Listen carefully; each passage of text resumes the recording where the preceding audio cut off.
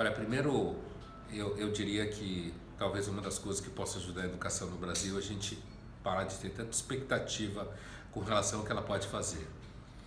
A pergunta se é possível fazer alguma coisa na educação para evitar que exista polarização nos próximos 4 anos, eu acho que não há nada a fazer. Primeira resposta é não há nada. Pouco tempo, certo?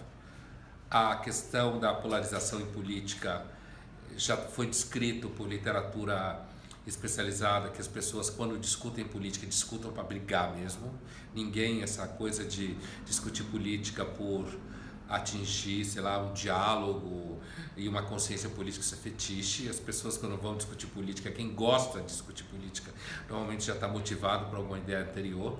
O que as mídias sociais fizeram foi potencializar isso no nível capilarizado, epidêmico, certo?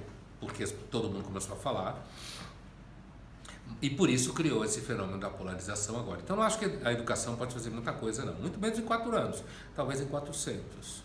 Mas assim, primeiro porque não vai mudar as mídias sociais, os eleitores não vão mudar de comportamento, esse comportamento de hooligan em 4 anos, certo? E depois porque você tem no país aí, além disso tudo, você tem uma polarização inclusive ideológica. Você teve um partido como o PT, que foi expectativa de muita gente e no final roubou como qualquer outro partido, de certa forma traiu a expectativa de grande parte da população, uma crise econômica gigantesca que não vai passar de uma hora para outra, criada pelo próprio PT. Depois você tem um discurso que deixa algumas pessoas com medo, de fato, inclusive com relação à imprensa e tal, do candidato eleito, eu quero dizer. E então eu acredito que as condições de possibilidade que geraram, e isso vai mudar, que o professor falando na sala de aula, talvez uma coisa que ajudasse a polarização se os professores parassem de só dar a mesma bibliografia e pregar o tempo inteiro para os alunos de alguma forma posições próximas ao PT. Talvez isso ajudasse a médio prazo no sentido de você destampar um pouco a panela de você, quando se coloca de uma forma contrária a posições ideológicas mais à esquerda, numa escola ou numa universidade, você muitas vezes sofre por causa disso. Eu acho engraçado a pergunta, dá para ser feliz com o estranhamento político? É claro que dá, né? Assim, isso tudo depende do tamanho da importância que você dá para a política. Começando da pergunta anterior, né, que estágio da civilização a gente está, para ver toda essa polarização. Veja bem, a civilização sempre foi uma coisa frágil, hein? A civilização sempre dependeu muito de mecanismos de repressão exterior, toda forma de civilização. A nossa civilização é que acha que você tem coisas lindas dentro de você, basta deixar você botar para fora as coisas lindas que vai dar certo. Então, essa polarização, essa violência que está acontecendo hoje, não só no Brasil, tem a ver com o fato de que mais gente está implicada no debate público, via mídias sociais, principalmente de política. E quando... É interessante porque já existem nos Estados Unidos algumas pesquisas de comportamento muito interessantes que mostram que a discussão política degenera as relações. É isso aí. Quando você começa a discutir política de forma muito arraigada, isso degenera as relações. Em que sentido? Você começa a não conseguir ser feliz com o estranhamento político. Então, acho que a gente está vivendo um momento bem interessante para ver o que vai acontecer.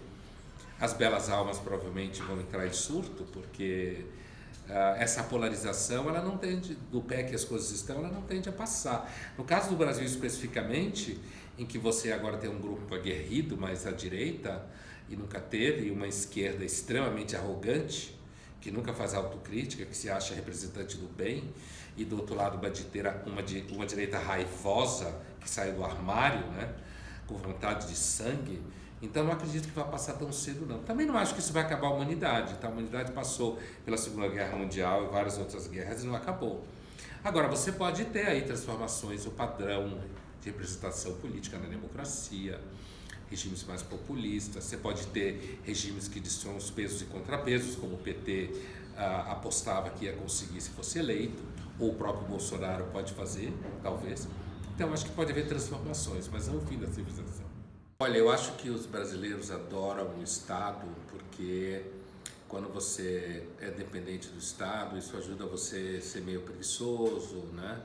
o sistema sociedade de mercado faz com que você não possa relaxar nunca, você tem sempre que estar competindo, tem sempre que estar ativo.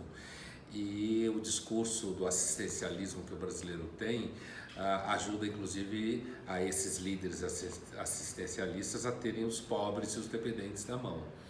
E então, o fato de se falar tão mal dos políticos, esperar tanto do Estado, me parece que já é sinal dessa imaturidade política. Agora, o que acontece com uma sociedade que fica ensinando que todo mundo tem direitos na escola?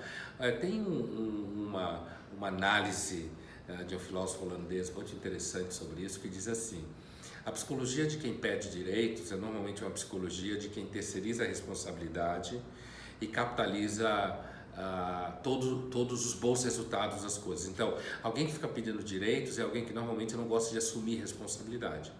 A psicologia de quem assume responsabilidade, portanto cumpre deveres, é uma psicologia que normalmente você pergunta o que eu tenho que fazer para a sociedade que eu vivo, o que eu tenho que fazer para os outros.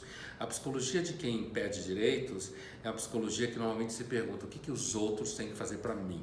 Então, uma educação que fica ensinando na escola que todo mundo tem direito a tudo, sem falar de deveres, normalmente vai formar mais gente preguiçosa, mais gente assistencialista, que vai ficar reclamando de político, mas esperando que o Estado pague a conta deles.